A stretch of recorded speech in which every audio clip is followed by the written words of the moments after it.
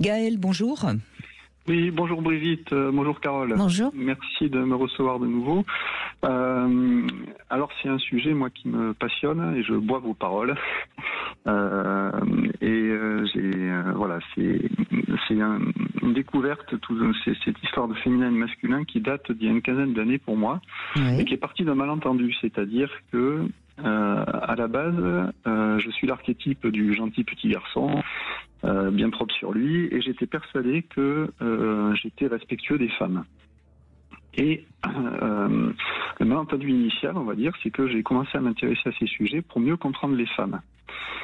Et évidemment, ce que je voulais comprendre, et ça je l'ai découvert plus tard, c'était moi. Et je me suis aperçu que mes relations dysfonctionnaient avec les femmes parce que mon couple intérieur lui-même dysfonctionnait.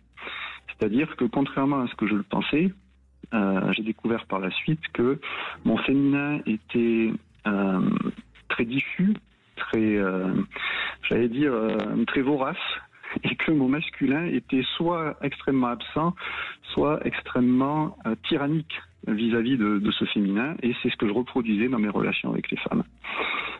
Et donc ça a été tout un travail pour moi de rééquilibrer ce couple intérieur, et je m'aperçois, et c'est ce que disait Carole tout à l'heure, que évidemment à partir du moment où je récupère cette harmonie à l'intérieur de moi, mes relations avec les femmes, et en particulier avec ma chérie, deviennent beaucoup plus harmonieuses. Merci de votre témoignage, qui est tout à fait en écho à ce que disait Carole. Mais alors, plus concrètement, au début, donc quand vous aviez ce tiraillement intérieur, si je puis dire, qu'est-ce que vous étiez donc très exigeant avec les femmes, c'est ça? Vous étiez. Alors en fait, pardon.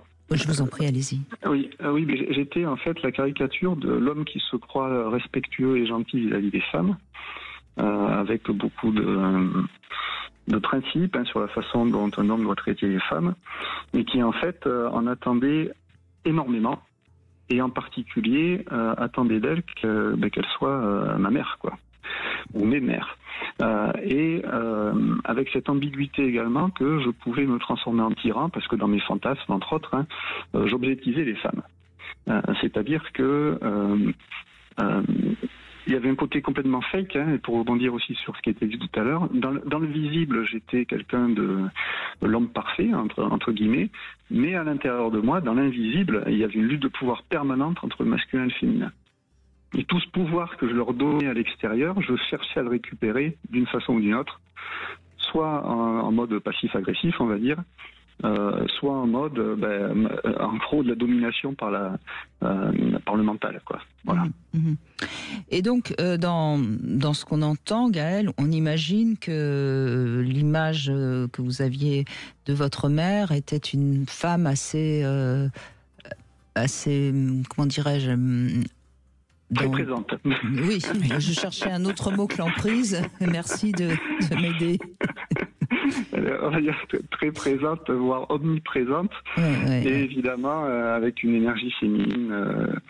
Alors je lui en veux pas, elle a fait comme elle a pu, et j'ai traversé, j'ai passé ma phase de colère contre elle, après beaucoup de thérapie, d'accompagnement, etc. Vous semblez très au point de vous-même, oui. Voilà, et enfin, en tout cas je fais de mon mieux, mais ce qui est sûr, c'est que son énergie était envahissante. Bien malgré elle, voilà, envahissante, et l'énergie de mon père, à l'inverse, était plutôt absente, on va dire, et comme un homme se construit plutôt par rapport enfin en tout cas moi j'avais besoin de repères masculins, voilà, toujours pareil, les repères parentaux créent le couple intérieur, et il y a tout un travail derrière, et ça va extrêmement loin évidemment, tous ces sujets. Est-ce que voilà. Ce qui va permettre aux auditeurs de comprendre, c'est que donc dès que vous étiez avec une femme, si elle avait le moindre tendance peut-être à vous donner l'impression qu'elle était en train de vous envahir, vous deveniez un véritable tyran. Tyrannique, exactement, et tyrannique, mais avec le sourire, c'est-à-dire le gentil, enfin toujours pareil, c'est-à-dire l'homme qui fait croire qu'il est gentil et respectueux, qui ne s'intéresse pas aux autres femmes, etc. Enfin voilà, mais qui en fait rêve que d'une chose, c'est de reprendre le pouvoir sur les femmes, et par l'intermédiaire de sa compagne, évidemment, sur cette femme-là en particulier, quoi. Voilà, donc c'est vraiment toute l'arnaque entre guillemets, dont j'ai pris conscience. Oui, bravo. Et d'ailleurs, vous avez même beaucoup d'humour sur vous-même, bravo.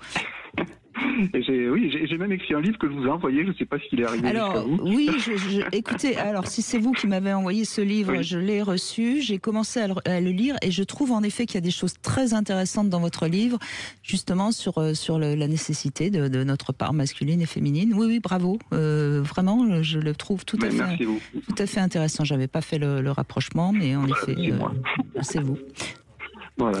Et ça va très loin. Et pour moi, ça va bien au-delà de. Pour moi, on parle. Alors, je ne veux pas partir dans des trucs trop perchés, mais il y a un vrai sens derrière à qui je suis en tant qu'homme. Qu'est-ce que je suis censé incarner? Qu'est-ce que je suis censé représenter vis-à-vis du féminin et par extension des femmes? Mon rôle de protecteur, mon rôle de gardien, etc., etc. Donc, c'est un sujet qui, pour moi, devrait être au centre de toutes les préoccupations et de l'éducation. Oui, mais votre livre est assez grand public en plus et vous allez en effet assez loin, notamment avec les chakras, etc., etc. Donc vous êtes en phase avec Carole Sédillot. Je vous laisse. Oui. Moi, je reviens sur la première phrase que vous avez dite en parlant de l'archétype. Alors déjà, moi, vous savez, tout de suite, ça m'a fait tilt quand j'ai entendu le mot archétype. Donc peut-être vous avez lu peut-être aussi certaines choses de Carl Gustav Jung, je ne sais pas. Et vous avez parlé de l'archétype du petit garçon que vous étiez. Et dans votre témoignage, dans ce qu'on entend, je pense que le petit garçon a grandi. Hein, moi, je ne connais pas votre livre et je ne sais pas le propos qu'il y a derrière. Mais en tout cas, dans ce qu'on entend, c'est que là, dans le fameux processus qui nous est demandé, encore une fois, pour aller vers notre harmonie, et notre harmonie, elle passe par l'intérieur de qui nous sommes, et donc l'harmonie du couple intérieur. Eh bien, ce petit garçon, il a grandi dans ce que vous exprimez, dans votre rapport du masculin, du féminin, et que probablement vous avez grandi dans l'intégration des valeurs du masculin, en tant qu'homme. Voilà, et que vous avez mis en place aussi tout ce qui était de la juste valeur de l'anima. Hein, je ne sais pas comment vous vivez votre couple là aujourd'hui, mais en tout cas dans le témoignage dont vous parlez, on sent qu'effectivement il y a eu, un processus. Hein, c'est le but, hein, ça s'appelle comme ça, hein, un processus qui a mis en place les fameuses polarités, et que le petit garçon en vous, j'espère qu'il est toujours présent parce qu'il est précieux, il faut jamais le perdre, mais qu'effectivement il a grandi des valeurs de l'homme que vous êtes, dans l'unification, en tout cas dans cette tentative, hein, d'unifier justement ce qui est contraire en nous. Donc voilà, je crois que vous pouvez vous féliciter. Alors je fais de mon mieux, hein, parce que écoute, elle va dire alors tout n'est pas parfait quand même. Non, mais en tout cas, j'essaye d'avancer. J'avance avec le maximum de confiance. Si c'était parfait, ce serait pas drôle. Vous n'auriez plus, vous feriez du surplace alors. Voilà, c'est ça. Je serais mystique et je ferais j'aurais plus besoin de personne. Mais oui, je fais de mon mieux et en fait, je dis souvent, c'est pas forcément que j'ai pas abandonné mon enfant intérieur, c'est-à-dire que je suis passé je tente d'être les parents de mon enfant intérieur, en fait, du petit garçon intérieur. Et je pense que c'est ça au final, d'être un homme accompli. En tout cas, pour moi, c'est ce que je cherche à faire. Et ce que j'essaye surtout, c'est d'être extrêmement exigeant vis-à-vis de moi. Dès que je vis quelque chose à l'extérieur, je retourne instantanément le miroir vers moi. Et ça, pour moi, c'est la clé.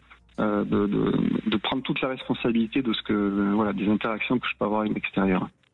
Eh bien, merci beaucoup Gaël, en tout cas, d'être intervenu. C'était assez clair, peut-être, pour ceux qui n'ont peut-être pas encore été aussi loin dans leur chemin intérieur. Nathalie est avec nous, c'est notre gagnante du jour. Bonjour Nathalie. Bonjour Brigitte. Bravo, vous avez gagné. Merci. Ouais. Pour une fois que je tente, je suis contente. Vous savez, il faut surtout que tous les jours, il y a énormément de cadeaux à gagner, donc il faut appeler Sud Radio. Alors, qu'est-ce que vous avez gagné? On va le savoir tout de suite. Eh bien, c'est le coffret de la marque Maricor que vous avez gagné, Nathalie. Alors, c'est des produits de beauté, bien sûr. Hein. Il y en a pour une valeur de 120 €. Donc, vous aurez la possibilité d'être encore plus belle grâce à Sud Radio et grâce à Maricor. Et puis, vous avez aussi, c'est pas fini, Nathalie. Vous allez pouvoir aussi vous mettre une petite lingerie pour 50 €, puisque vous avez gagné cette carte cadeau de chez Etam. Voilà. Ah bah écoutez, je vous remercie et puis voilà, j'écoute aussi souvent que possible vos émissions qui sont toujours très intéressantes et vous avez toujours plein de bons conseils. Ben merci Nathalie. Eh bien, vous êtes félicitée de nous écouter puisque vous êtes aujourd'hui notre gagnante. Bravo. Alors, bien sûr, toute la journée, il y a des cadeaux à gagner. Donc, vous pouvez également vous connecter sur les réseaux sociaux ou sur sudradio.fr. Sud Radio, c'est votre opinion qui compte.